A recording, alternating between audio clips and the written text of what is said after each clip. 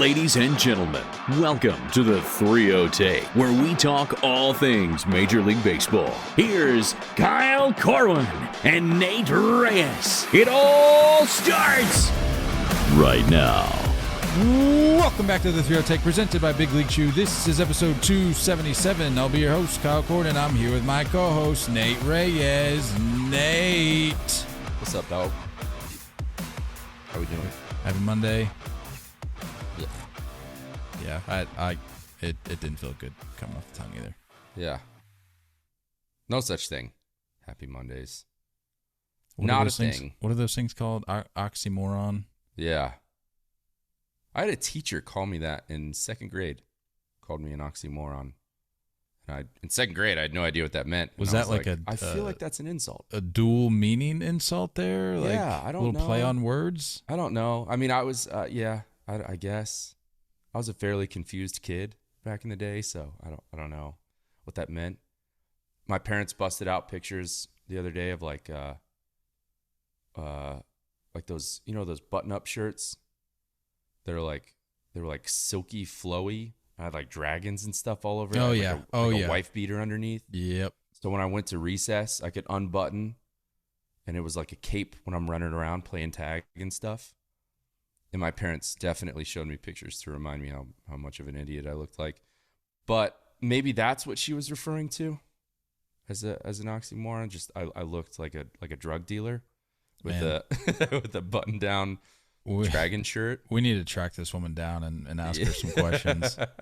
Sounds like she had her hands full. It's mean. She was a substitute teacher though, so she comes in for a limited. Coming in hot, guns limited blazing, amount of time. Just didn't even know me. Just letting it eat. Yeah, but my teacher was pregnant, so she was there for like a good month. But still, not a fan. Not a fan. You know what I'm not a fan of, Nate, is driving back from Pittsburgh in the pouring down rain through the mountains of Pennsylvania and Maryland. The Berg. Pouring down rain, fog. Terrible drivers on the road, just not a good experience. The wife and I came back from a weekend up there. We caught a Pirates game, caught the Jim Gaffigan show. I got to tell you, I had been to PNC Park when I was a kid. Did you? I didn't know you had. Yeah, Meredith and I were doing the math. Obviously we weren't married when I was a child, so she wasn't there, wasn't part of this experience. But she was helping me try to figure it out. And we probably think I was about anywhere from 6 to 8. Yeah. When I was there last. That's tough to take it all in. And so I don't remember anything aside from the fact that I remember we sat on the first base side. I was there with my uncle, I believe. Mm-hmm. And we sat up on the, if I recall, it was up on the upper sections on the first base side. And that's literally all I remember. So this was essentially my first time going to PNC Park for all intents and purposes. Mm-hmm. Let me tell you. Did not disappoint. Top 3 ballpark easy. Ooh, my biases were confirmed because I told Meredith, I was like, because she asked me, she's like, where do you think this ranks? And I said, I already had it at the top of my list, or near the top of my list, just based on what people had told me, based on their visits, their experiences. So I feel like it was tough to make an objective call here, but the more I thought about it, top 3. The landscape, I feel like it sprinkles in everything about like the best parts of ballparks with like a backdrop that's basically backyard baseball added in. You know, you got a river, exactly right. You have a city, you have a yellow bridge. Field dimensions, you have like a higher wall in right field, you have a lower fence in left, but that like little second deck that they have in left field, that's kind of like Petco, where it's not like a full second deck. Right. Then they've got that weird like walk thing. What is that in the left river center, walk in around like the left field corner, where it's it's like a circular thing. The right. Oh, you're talking about what like is that? Where is it just that just like a goes, ramp? It like corkscrews. Yeah, it's just a ramp. It just corkscrews just to get to this upper deck. Yeah. Oh, all right. Yeah. No, it was fantastic. And you go out to the Riverwalk out in right field, and they have like all these I don't want to say memorials, but they're basically like just little structures and statues to commemorate teams from the past and this and that. It was really cool. They have even like a little, kind of dangerous in my opinion, but they had like a little baseball field drawn out on the concrete. It was just like colored concrete basically, and it was like a baseball field for kids to go and play like wiffle ball or whatever. Yeah. But it kind of like backed up, the outfield backed up to like the river. I mean, I think there was a level. It's just like a sick little setup for kids too. Yeah, I mean, I think there was a level below it, so I don't think there was anything like, and I don't think anybody was in immediate danger. But yeah, all I'd say, it was still cool.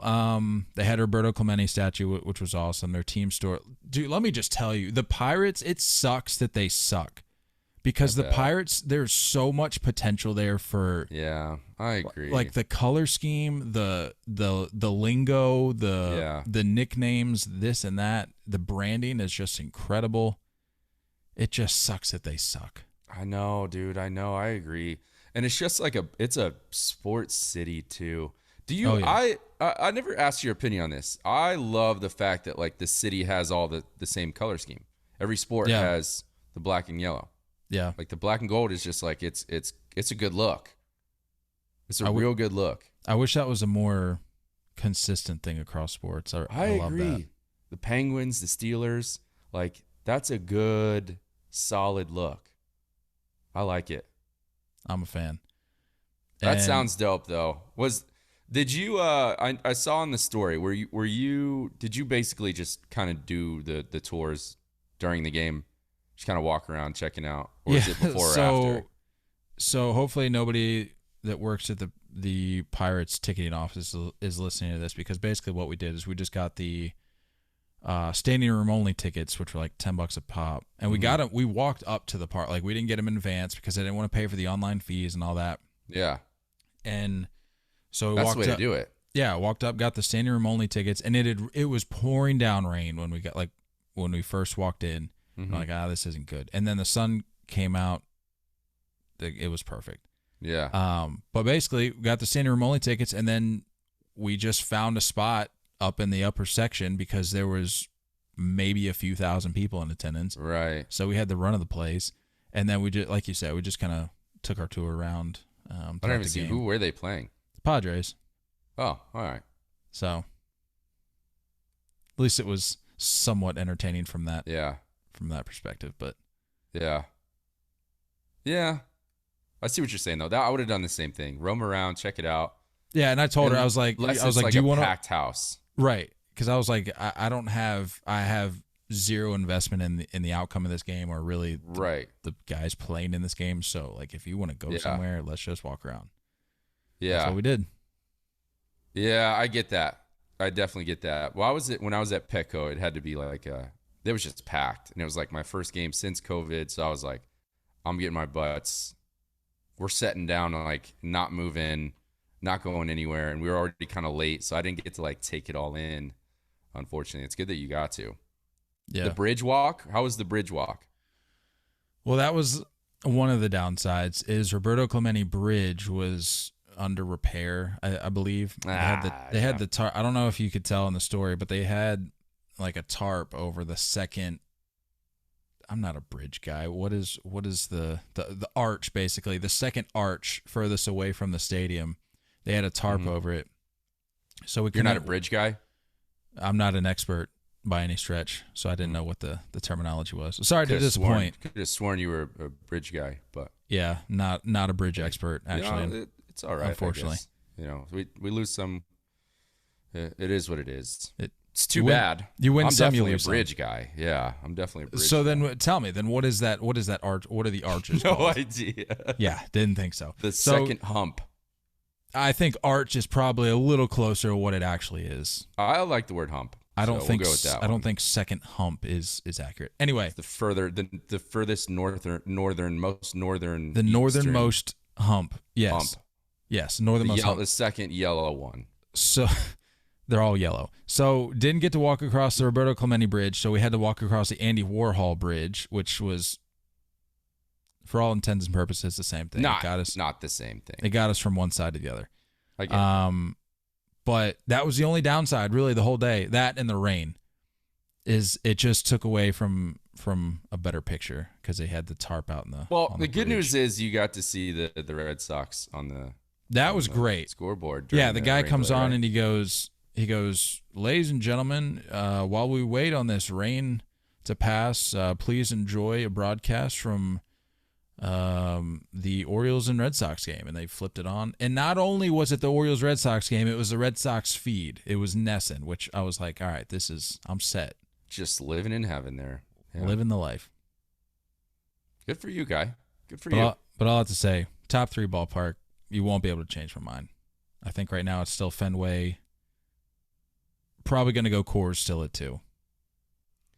I got PNC at 3. We got to get out. We got to get you out to Petco. I think that might take over Coors. I don't know, dude. Coors is. It's just sick, dude. I'm telling you. All right. It's I won't tough. knock it. Haven't been out there, so the listings might change. Yeah. We'll get out there. Speaking of some things that will most likely change, hopefully change, is the current standings, Nate. Because let me tell you, it's we're about a month or so in, and there's, I mean,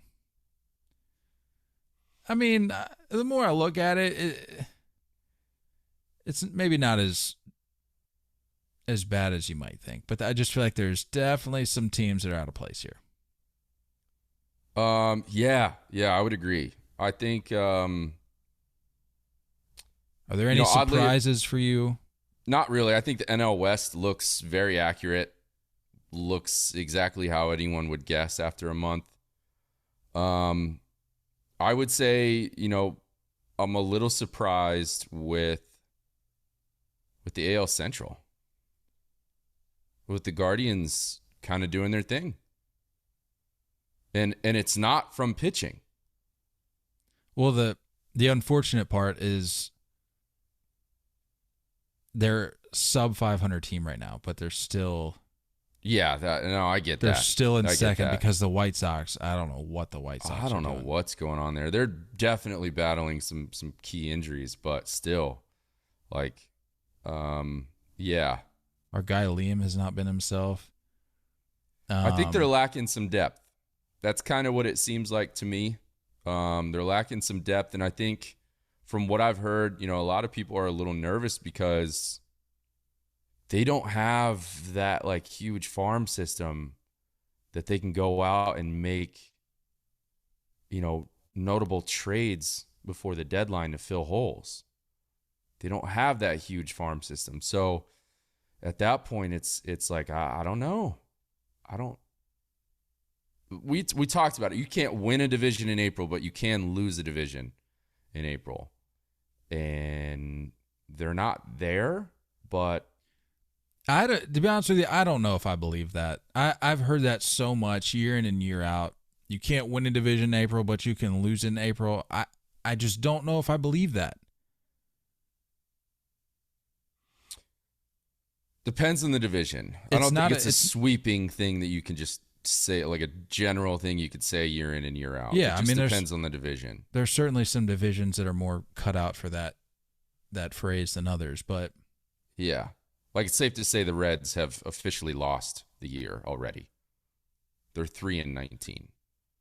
I think I saw worst somewhere start in franchise history. Yeah, worst start in franchise history. Negative 65 in run differential.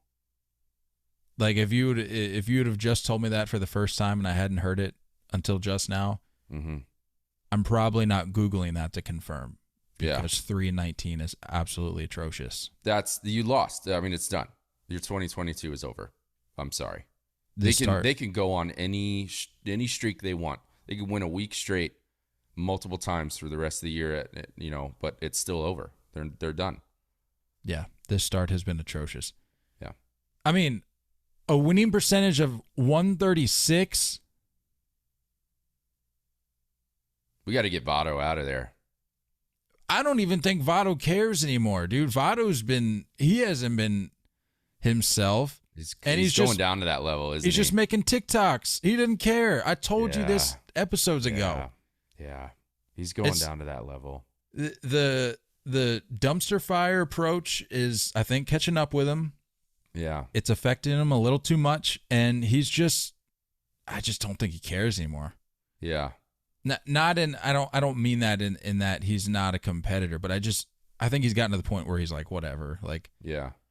he's taken that I'm kind of just doing me approach like Fam is, but he's not going to go out and outright say that like Fam did. Yeah. Yeah. That's No, kind I of get my that. that's kind of my thought. I get that. I mean, I'm surprised by the Rockies playing real good ball.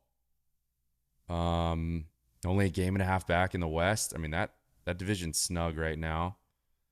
And I would say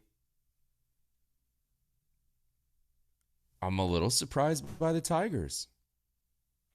I would have expected a little more of an output. I know there's young guys in that lineup, but still, like, I would have guessed a little bit more, getting off the ground a little bit quicker, being a little more excited about what's going on. I think it's starting to fizzle a little bit.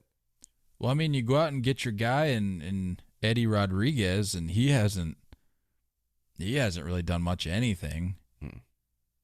I think he's allowed a crooked number in the earned runs category every one of his starts thus far. So Yeah.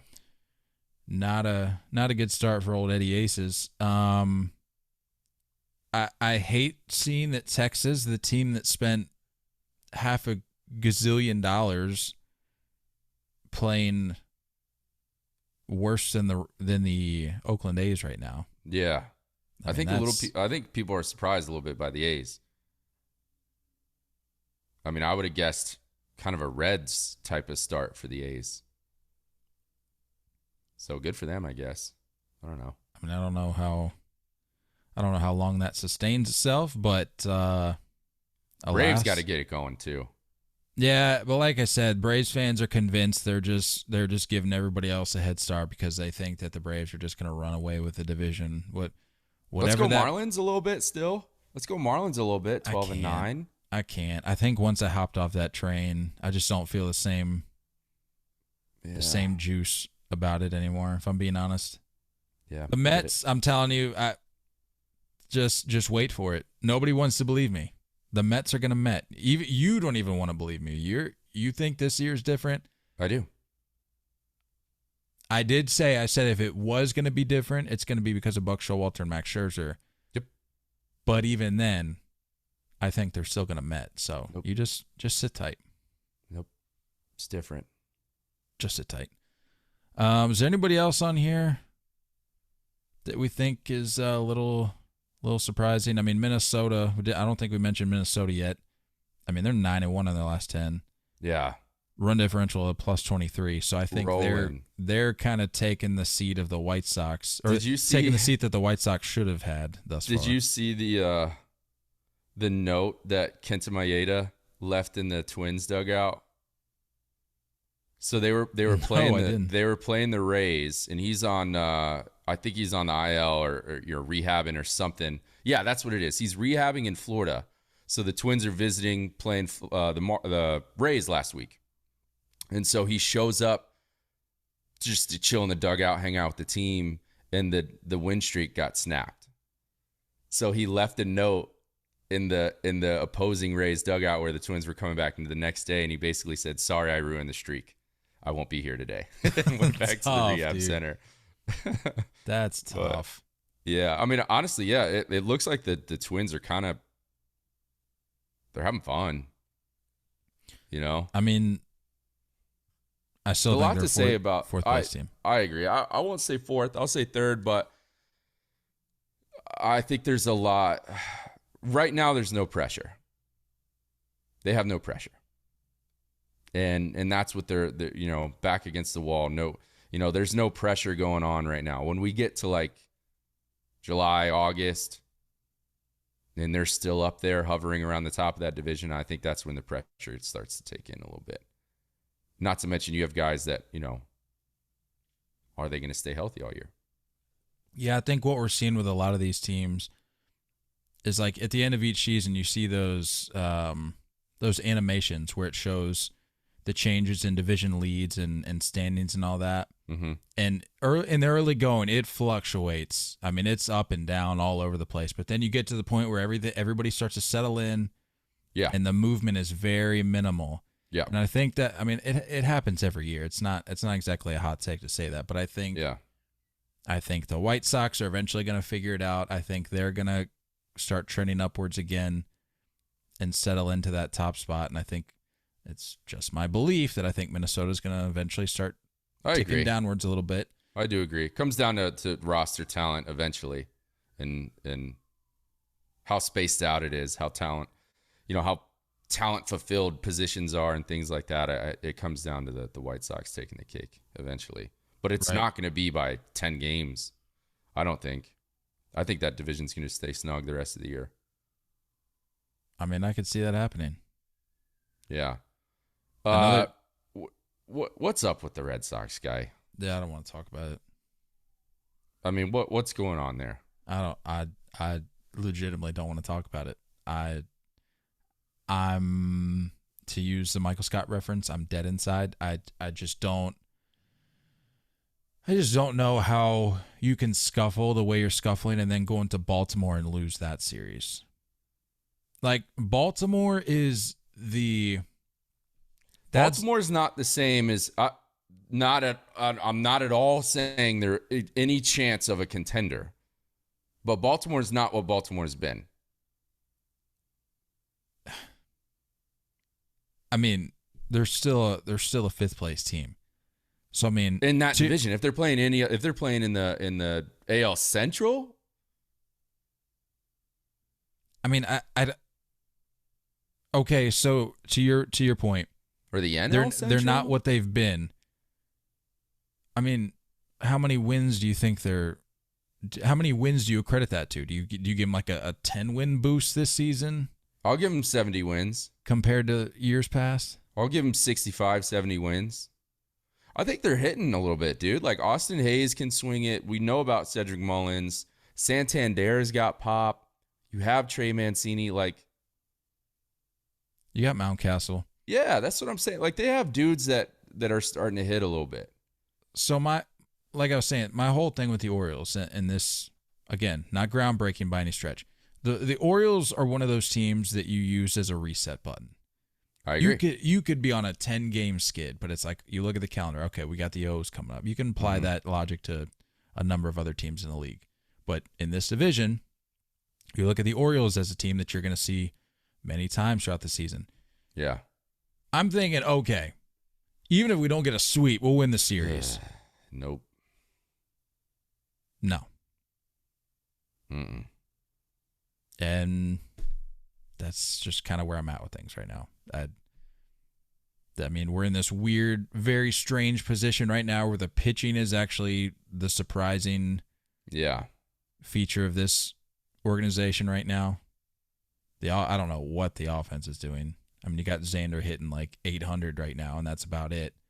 Yeah. Couldn't tell you. And what I know is going to happen, it's going to flip. We're not gonna find the seam where both. Oh, that's what you're thinking. The offense will take off. And the offense fizzles. Their death taxes and the Red Sox offense scoring runs.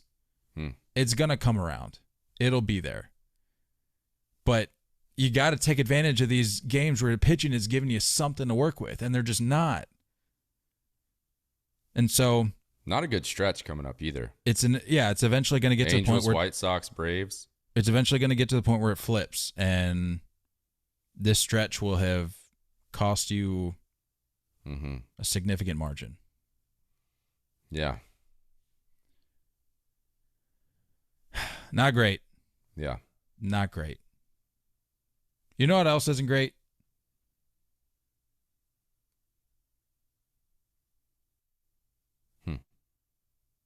This Trevor Bauer situation. Look, I hate talking about it.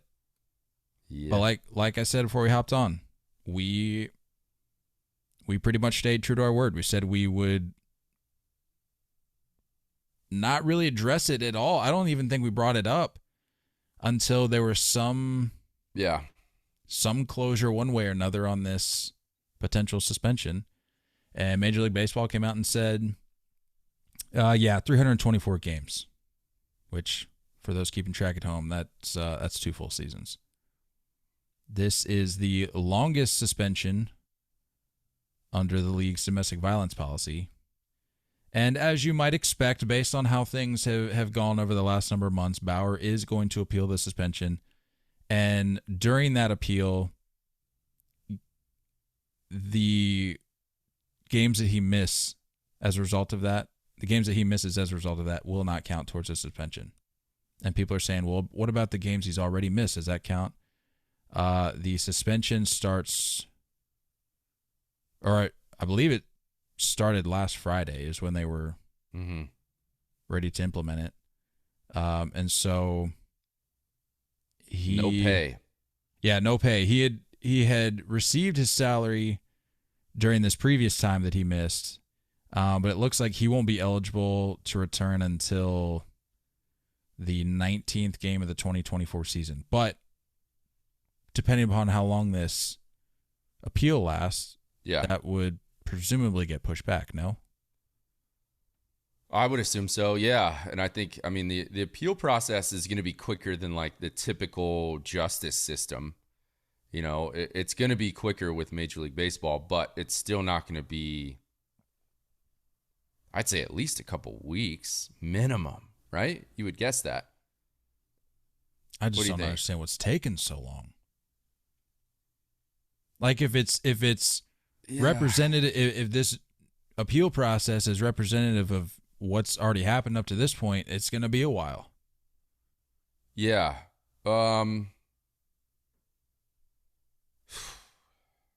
I genuinely, like, up until this point, like even until we're bringing it up now, I don't know how I feel about it. I hate talking about it. I hate that this is something that is a topic, but it has to be talked about. And look, the argument is right. The judicial system for the U.S. government has said no laws are broken, right? The argument is, well, if you didn't break any laws, why is MLB cracking down so hard? But MLB is also taking into account multiple cases. And this has been reported multiple times, I think 3 different times with 3 different girls, dating back to when he was in the minor leagues. It's just not good, man. And I think the biggest question mark and probably what's coming out of the Bauer camp is there has been worse stuff happening with other players in the past.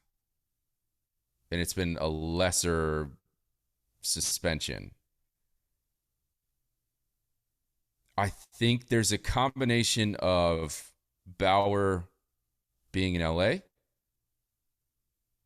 and Bauer being one of the highest paid players in our game. And I could see how almost there's a little bit of a different kind of treatment towards him versus a Domingo Germán, you know, a reliever, spot starter kind of guy, making MLB minimum wage. I think that could change a little bit of the argument and how he's getting treated. But if you ask me, in my opinion, it's kind of the right move. I think the MLB laid it down so heavy, knowing that the appeal process will probably settle on like a full year. That's what I would guess. But do you think there was any element of the league viewing Trevor Bauer as, I don't want to say a threat to them, but one of their biggest adversaries? Do you think that played into this at all? Where it's like, this guy doesn't help. Very much outspoken against us for a number of years. Yeah, I don't think that helps at all. And he's a loudmouth. And you can say he's right or say he's wrong. You can't disagree with the fact that he's loud And he's very much in MLB's face about a lot of different things. It's just this whole thing sucks. This whole thing sucks. I don't know. I don't really have an opinion about it. I think the worst thing MLB can think of is that if this guy fights his way back after an appeal process and then becomes a key role in a playoff run for a big team, that is a problem.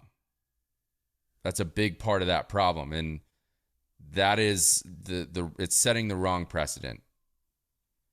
So, and to all the people saying, well, he wasn't found of any wrongdoing in the judicial system, why is Major League Baseball then taking it into their hands? Look, you can get fired from your job without breaking the law. Yeah, I'm not going to comment one way or another on the specifics of the actual case and all that, but to your point, you can get fired without breaking the law. Like if you just don't represent the league and what it claims to stand for, and yep. in their eyes that you've crossed some sort of line that they've drawn in the sand, whether it be through league-wide memos or player conduct contracts, whatever it may be.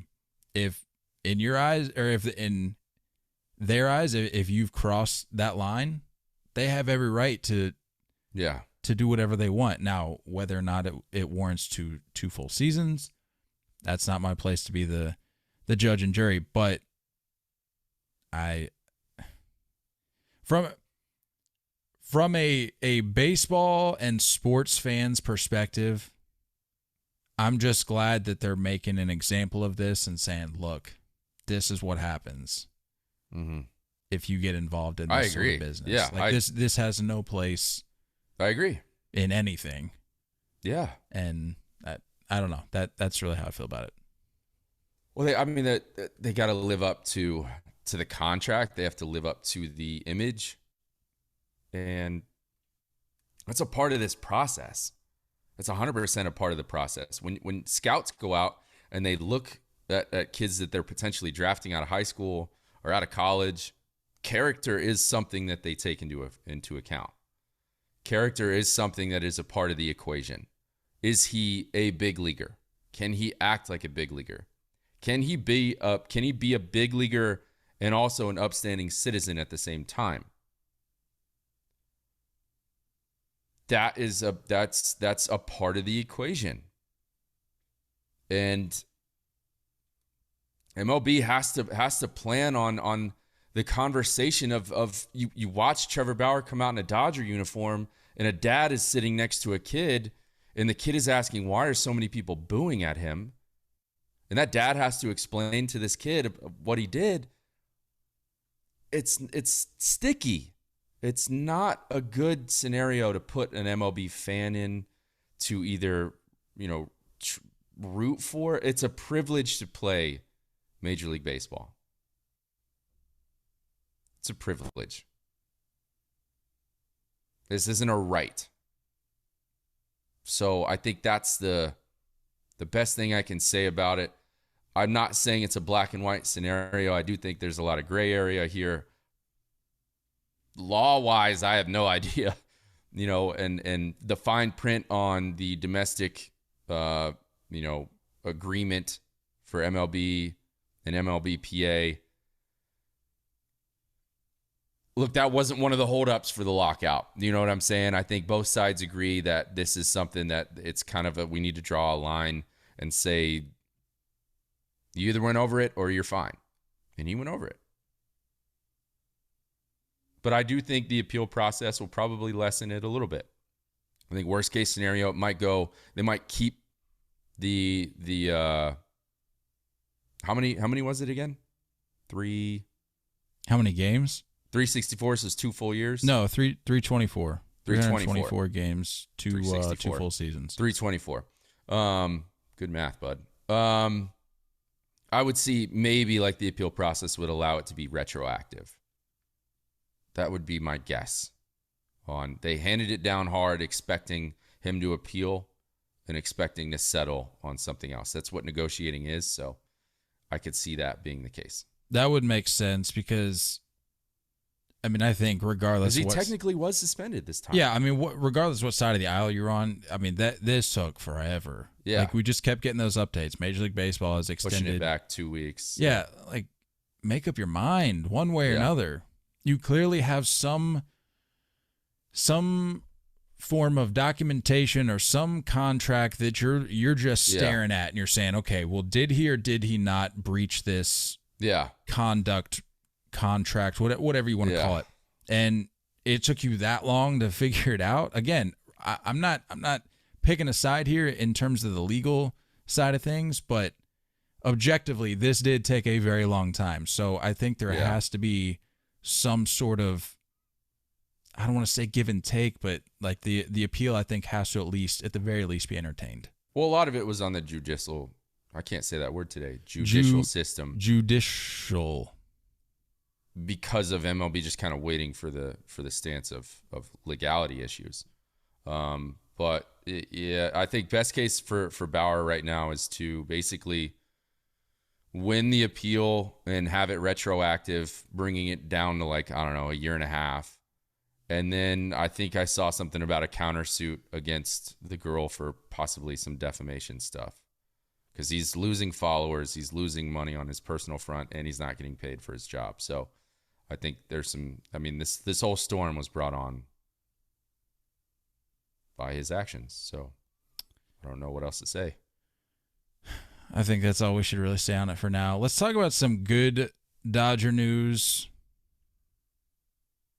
But before we do that, Nate, go ahead and tell me about our friends over at Big League Chew. Founded by former left-handed pitcher Rob Nelson, Big League Chew started from humble beginnings in the Portland Mavericks bullpen in 1977. For more than 40 years, the iconic pouch is packed with shredded. What a rough day. What a rough day for Nate. Judicial. Tough. Shredded was the word I was trying to say. Flavorful bubblegum has become the #1 shredded gum of athletes everywhere. Big League Chew has sold more than 900 million pouches and is designated as the Hall of Fame bubblegum. Grab some gum and head to Big League Chew's social media channels, at Big League Chew on Twitter, at Big League Chew Gum on Instagram, to show off your Big League bubbles. You can also find a list of retailers or purchase any of their products directly from their website at bigleaguechew.com. Big League Chew. Nate, Clayton Kershaw. Pretty good. That guy's pretty good. Pretty good. The outright owner of the all-time Dodger strikeout record notched his 2,697th regular season strikeout of his career, topping the record previously held by Don Sutton. Rest in peace. And may I remind you, Clayton Kershaw is only 34 years old. Yeah, I know. You forget that, huh? You really do. It's weird. Just, I think how long he's been there, the injuries he's dealt with, the scrutiny he's gotten for postseason performance or lack thereof at times. You feel like he's been there forever. So lock it down, my guy. Another couple years. Just lock that deal down. What is this my guy talk with that whole perfect game business? You shared some not so kind thoughts on. Yeah, that was soft. It was a soft moment. Not a good look. Doesn't mean he's not a Hall of Famer. All right, I'll let it slide. It was a soft moment. I just thought you were just spewing anti-Kershaw propaganda. Well, hey, I didn't watch this start either. So, yet to see one this year from him that I've sat down and viewed. But West Coast baseball is tough, man. I'm not 18 anymore. I can't be staying up till 1, 2 in the morning. Just can't do it. You're just coming off of a fresh little road trip that kept you up that late. That's yeah. why. I'm a little beat, Yeah. but I would still Recency feel that way bias. if I was fully rested. The Yeah. 1 a.m., 2 a.m. thing is tough. You Yeah. got it made out there. You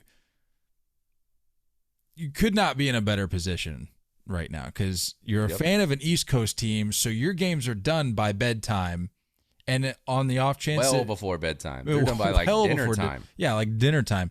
And if on an off chance you do want to catch a West Coast game, it's like, oh, I'll stay up till 11. 9:30. I'll Yeah. stretch it tonight. Unbelievable. You don't know what it's like out here, man. Well, this is what I've been telling you. You don't know what it's That's what I've like been out telling here. you. Come on out.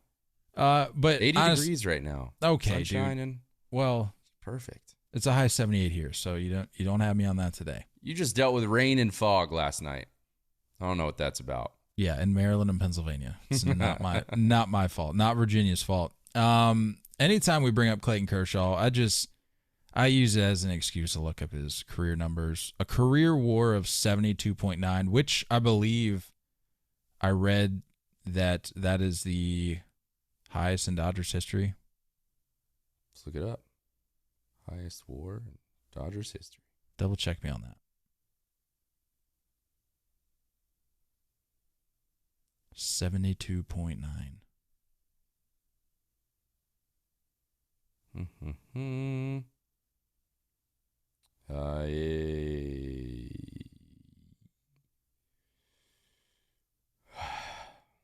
I don't know why I look stuff up. You're the one that's better at this. You gotta know which search terms to go with here. Just miserable. I hate Google. I Dodgers hate looking stuff up. all-time WAR leaders. So I looked up.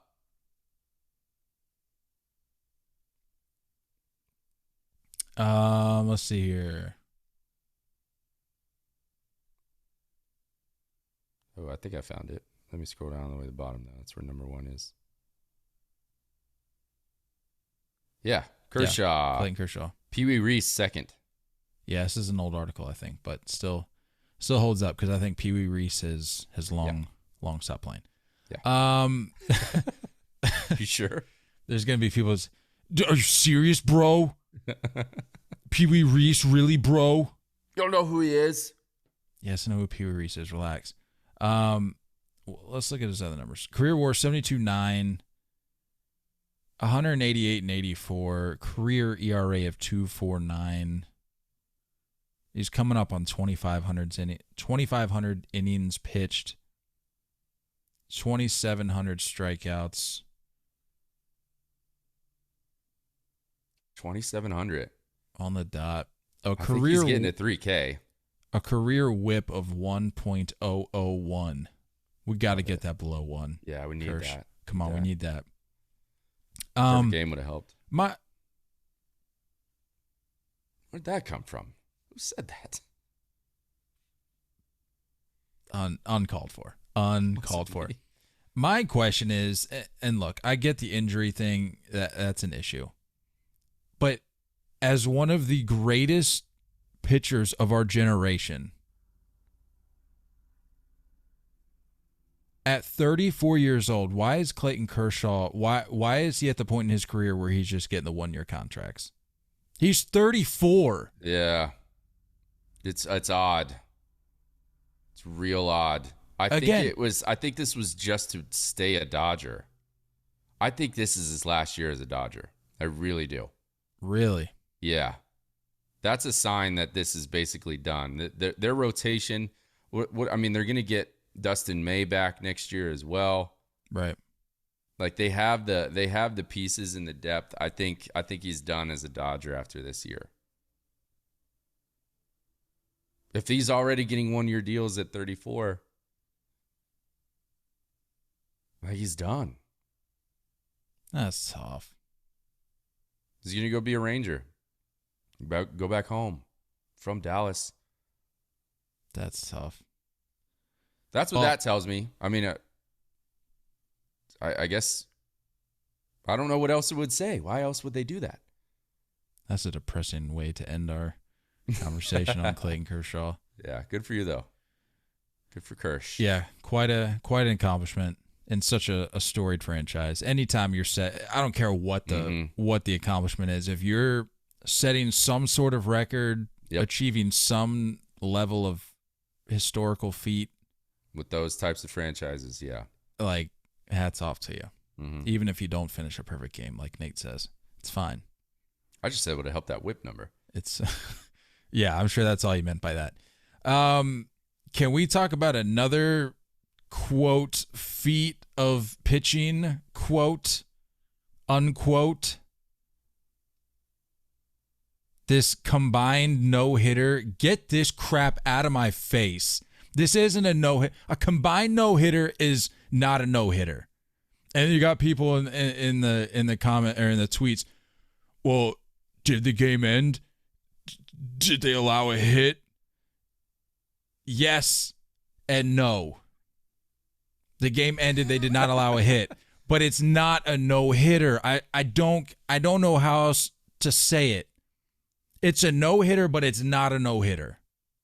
It's as simple as that. And if you don't know what that means, and if you can't parse that out yourself to make it make sense, I'm sorry. I can't help you. But it's not a no-hitter. These are the no-hitters of the future, my man. This is all we're going to get. Oh, I know. This is all we're going to get nowadays. So I guess we can just say we'll never see a no-hitter again. That is my very rational, well thought out take on the future of baseball. I think this is a no-hitter for James McCann, and this is a no-hitter for that defense. It's not a pitching feat. A lot of balls are put into play, and a lot of solid defense. I don't think anything crazy happened. There wasn't any spectacular plays. I think I saw one semi-diving catch by Nimmo. Nimmo, yeah. Yeah. But it wasn't like an outstanding no-hitter saving, perfect game saving catch. But for James McCann, I think that's really impressive. Oh, yeah. The fact that it's, 5 different pitchers. For him to understand the game plan with each guy, solid. Defense played solid. Crowd loved it. It's exciting as a team. But I think I'm with you. I think I'd rather have the Mad Bum shortened doubleheader no-hitter count before this thing counts. No, I'm not. No, we're not going to do this. We're not going to start compromising, Nate. I'm not compromising. I'm saying I would rather have that as a no-hitter. Right, but what I'm saying is in that statement, you're almost kind of conceding and you're almost kind of compromising, saying, all right, if one of them has to be a no-hitter, I'll take the shortened one. That's what I'm saying, is that in the rule book, this will be a no-hitter, and the Diamondbacks doing what they did last year with Mad Bum won't be. I would say I'd rather have that as a no-hitter than this. Because if you see a guy go 7 innings with no-hit baseball, it's really impressive nowadays. But as a team and a bullpen and this is what we do anyway. Look, I'm not fired up, but this just, hey, this is the new Mets, dude. Stop. This is why the Mets won't met. This is why the Mets won't met. No. We're not transitioning into Mets or the real deal talk. We still gotta hash this quote unquote no-hitter unquote accomplishment unquote. It's not a thing. So let me ask you this, because I tweeted about it. I simply said a combined no-hitter is not a no-hitter. And then somebody hit me up and says, they said, you a Phils fan? Because I see a big fat 0 under the hits and the game is over, so I'd say that's a no-hitter. I simply responded back. I said, buddy, which pitcher gets credit for the no-hitter? No, I didn't. I added the buddy for a fact. I didn't say buddy. I need you to get in on that level. I'm a very much an anti-Bud on social media guy. Don't ever call me Bud. It's I'm such not a Bud. smack in the face. I'm not. If you Bud. drop that, it's like, ooh. It's so condescending. Blood is boiling. Calm down. So I simply said, which pitcher gets credit for the no-hitter? And he said McGill gets the dub because he was a starter. There's been multiple combined no-hitters. This isn't the first. McGill He gets the didn't answer. dub. I knew that. Yeah. So I'm still waiting to hear who gets credit for the no-hitter. Do you know the answer to that question? James McCann. Well, that's I think he should get the credit. Honestly, I don't know. It's just we don't talk enough about catchers on no-hitters, first of all. Hold on. We're not done here. In response to my combined no-hitter is not a no-hitter tweet, I'll just throw them out there. Take a pitch, the podcast, take a pitch. They responded, said, poo-poo take. Again, I said, which pitcher gets credit for a combined no-hitter? They said, it's order of appearance. It's called a combined no-hitter, so no one pitcher will get the credit. And then I responded back with the Oprah gif where she's like, you literally answered my question. Yeah. No one pitcher will get the credit. We give these pitchers credit when they throw a no-hitter or a perfect game when they do it themselves. Yeah. I hear you. This isn't a no-hitter. Yeah. I hear you. It's not. Stephen A. Corwin today. Do you want to, I mean, do you have any objections to my take on that? Not really. I don't care about combined Devil's advocate hitters. here? They don't do anything for me. I'm with you. Combined hitters don't get me fired up. I don't care. I saw the update last night and I was like, all right, cool. Not impressed. I don't know. It's just it's not. It's exciting if you're there. I get it if you're a Mets fan at that game at Citi Field. Like, yeah, that's cool. That's fun. That's exciting. But I'm sure Buck Showalter's just like, yeah, it's just another dub.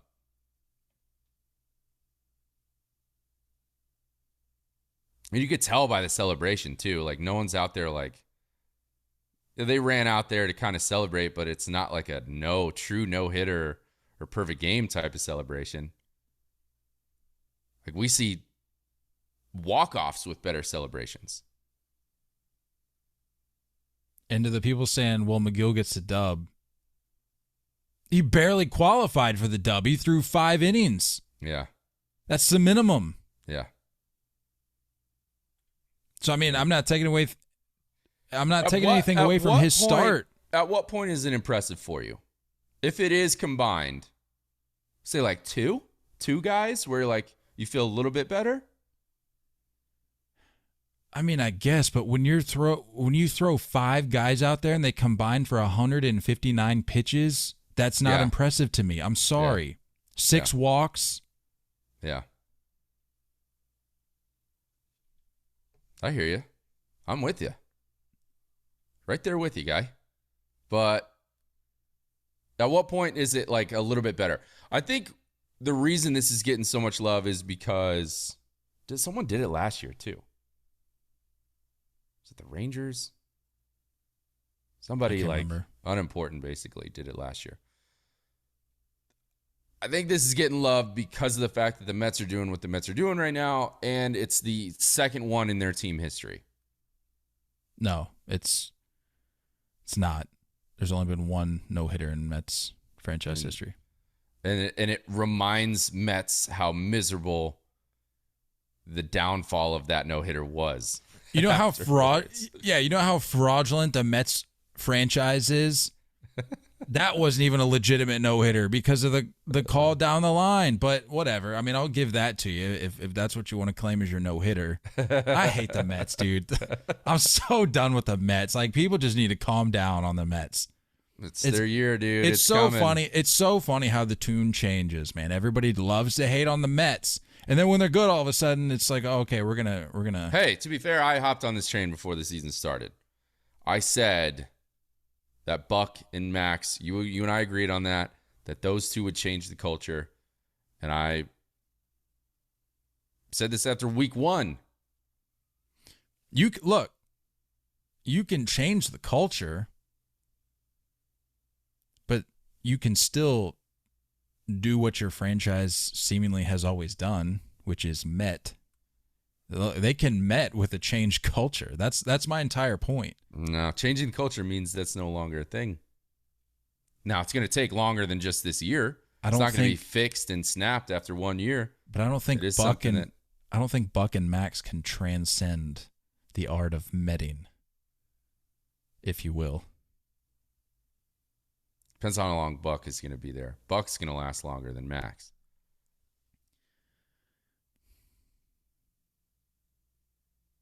Let Buck just go into his old age. Just winning dubs. Just getting dubs at Citi Field. Right off into the sunset. I don't know. All I'd say, it's not a no-hitter. Let's just make that clear. I can agree with you. You're Stephen A. Corwin today. I am. You know what else has been made clear? The Mets have no interest in moving forward with Robinson Cano. DFA'd at age 39. Cano is owed $24 million in each of his next 2 seasons. Look, here's the thing. He's hitting a $195. Or I should say was hitting a $195 prior to this, with 1 home run and 3 ribbies and 41 ABs. I get it. I get that there's more to this situation than just those numbers. But it's funny to me that a guy gets DFA'd for hitting 195 with 1 home run and 3 ribbies when that's literally like all of baseball right now. Yeah, I know. Like, just on a very surface level, it's just funny to me that it's like, well, he's hitting terribly, so good riddance. But it's that's everybody. It hits a little different because this isn't the front office that brought him on board. This is a new front office, and so I think when they look at what the team is doing, how it's trending, how there's a little bit of an issue with Jeff McNeil not being able to play second base every day. You got J.D. Davis in the mix. You got Escobar in the mix. Now McNeil's going out to left field every once in a while. That's putting, Cano on the bench, rotating with Nimmo and Marte. I think it's just like it's an unnecessary weight. It's an unnecessary hole. It's an unnecessary just build up. Get him out of there. Get him out. I don't know what's going to happen from here, though. What do they have, a week? I think a week to either trade him or put him on waivers, and then that's it. I don't think they're going to be able to trade him unless they kick in substantial 30 mil. Yeah, probably 30 mil of the 40 owed. Substantial, right? Or how much is 25 or 20? It's 24 in each of the next 2 seasons, so we're looking at 48 mil. Yeah, you're going to have to toss in like 35 mil if you're going to trade him. And what team is going to look at that and say, I'll take a 39-year-old, heavy-footed second baseman? Or just do what the Rockies did and just ship him off with a clean 50 mil in tow. Take him. Just right take in his him. Prime. Yeah. All I know is I am praying that there is no Yankee reunion. Oof. I just don't want that at all. This all went downhill when he signed with Jay-Z's agency and he took money with the Mariners. His career just completely changed. Should have just stuck around. So I failed to mention that this was a move in response to the league basically saying need to have your rosters trimmed to 26 by Monday. Mm-hmm. And so people were waiting to hear if... Well, you can't send a guy like that down. No, I get it. But I'm just saying, it was today that the decision was made, Monday, and people were waiting. Like, it was even trending on Twitter. Cano was trending on Twitter, and it was like, is today the day that Cano gets sit down? And people were wondering if they would be willing to make such a move. And I think it shocked a lot of people that maybe aren't necessarily close to that franchise, thinking, there's no way they could do that. And then they made the move, and it's like, the Mets are kind of serious right now. New Met organization. Yep, that's fine. I'm just sitting over here waiting, just waiting for the inevitable. They're making it. The old school Mets would have kept him around, and probably would have played him every day, because he's got 25 mil coming to him. New school Mets. Get him out of there. Do you see him playing again or no? Yeah, I see him playing again. I mean, you can't look at his numbers right now as a reason to not pick him up. I mean, yeah, the money and all that, but like you said, the Mets have to. I mean, you got to fork over a significant amount of money for that. But assuming that happens, why not? I mean, he hasn't gone over 20 home runs since 2017. No, but I mean, he's basically hitting league average right now. So, I mean, might as well be.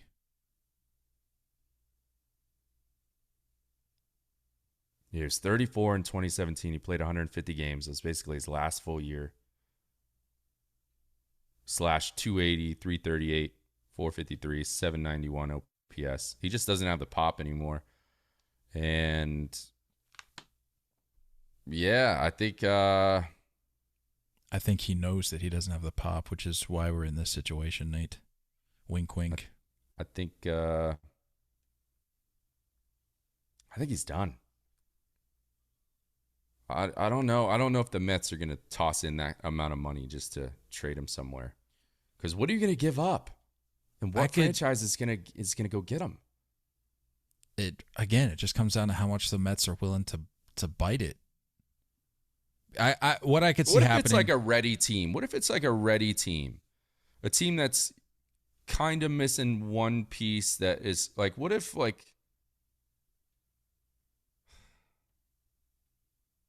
I can't think of anybody. What if it was like the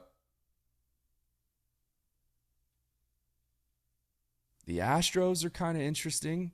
You know, Altuve just got hurt. You know, this is all contingent on the Mets throwing in a lot of money towards any trade. Right. But I don't see him getting some minor league deal anytime soon. No, but I could very well. While I think he ends up playing somewhere, I could see that happening because I feel like we've seen it a number of times in recent history where you got a guy who you think has a little bit left in the tank, a team throws out a bone, doesn't pan out, and then within weeks, it's back on the shelf. And I think at that point, that's when we'll call it. Yeah, I could see that happening. I don't know what team it would be for, but I could see some team kind of throwing out a bone, throwing out a life ring, seeing if they can get anything. I don't know. Maybe what like a Tigers team or something like that? I mean, I don't know. I wouldn't think that at this point any team would be worried about the whole PED stigma thing. I mean, because the Mets brought him back and let him play. So, I mean, they kind of, once you do that, once you kind of shatter that glass, I mean, I'm not going to sit here and defend one way or another PEDs or this or that, but like as an organization, once you shatter that glass of finally getting them back out on the field, I think that kind of goes away a little bit. So I think at least from Cano's perspective, he's at least clear of that cloud. I mean, he's still going to get the fans yelling at him, cheater this, cheater that. But I think a team is not going to shy away from picking him up for that reason. I don't think so. It would more so just be based on what little it appears that he has age, left. production, and cost. And he's not an everyday guy. So you got to find a team that has potentially some DH space. I mean, that's why I think Astros maybe, like Jordan has been playing left field more often. Altuve's out. So, I mean, maybe a place like that. I don't know. Tough, just a weird career trajectory to happen. Just a weird, what a strange, like he went from having like some of the best hands I've ever seen in a hitter to this, you know? It's strange, man. Like you say what you will about some of these older guys, like, you know, Miguel Cabrera and Pujols, and it's like, we're still producing in some levels. They may not be everyday guys, but they're still producing. Miguel is kind of an everyday guy because of where he is, but like, you can't have both. You got to produce at some point. Good for the Mets. Honestly, good for the Mets of moving on. And I don't think anything happens. I think it's a week that they get 7-day span of trying to find him a new place, whether it's a trade or anything. But he's officially off the 40-man. So Mets are moving on. Yep. And so are we, Nate. You got anything else? That about wraps it up for me. We could talk about the Yankees going on a streak. You failed to bring up your beloved Yankees. We were talking about the standings. I haven't done anything yet. We haven't played anybody yet. So 9-game winning streak. Well, to be fair, we just played the Orioles and lost the series. So no, I get it. I'm kind of off that train. I get it. I mean, it's a big series starting today with the Blue Jays. So I think, if they go in there and win that series, it's a different story. Also, kind of curious how this whole vaccine thing worked. All players are cleared to go to Canada. And that includes Rizzo, Judge, and Cole. So yeah, didn't I hear that everybody on the Yankees? I didn't hear that until I thought I today heard that they were cleared. So yeah, I thought I heard that. Yeah, I guess that's big. I mean, that would have been a different tune to this series for sure if you're missing those 3 guys. So, but yeah, I mean, they just haven't really played anybody. They had a good time of, getting back on their feet offensively against, some of these lower level teams. And I'll start getting excited when they start beating better teams. What did I say for my preseason prediction? I said that one team was it 20 games? I think it was 20. 20. I don't think that happens. 20 plus, I believe. I don't think that happens. I'm not saying it with the Yankees. Not in this current streak, but I'm not saying the Yankees. I hope it's not the Yankees. But actually, no, I hope they do it like in August and then just plummet in September. It's just coming up with a rough stretch. So, I mean, the Blue Jays, Rangers, and then Blue Jays again, and then White Sox. So, I mean, they're getting the Orioles. That's a big thing, too, is that I think they're getting majority of their Orioles matchups done like before the end of May. They'll be playing the Orioles twice this month. So that's another thing about these standings. They're not playing these crazy good ball clubs. So I'm not freaking out yet. I'm not going to hop on that train yet. But I will say, I mean, they're hitting well. They're playing a little differently. It's not just live or die by the home run. I'm seeing a lot of extra bags being taken. And I'm seeing really good pitching. So can't hate on it. I'm just saying I'm not ready to take the typical Yankee fan route and throw it in everyone's face. Respect. See? I'm calm today. My hat's off to you, sir. All right. Well, that about does it for me, unless you got anything else. That's it. Let's get out of here. Let's call it. See you guys later in the week. Don't go chasing those curveballs, folks. We love y'all. And as always, looking forward to talking more baseball with you guys soon. Until next time, stay filthy.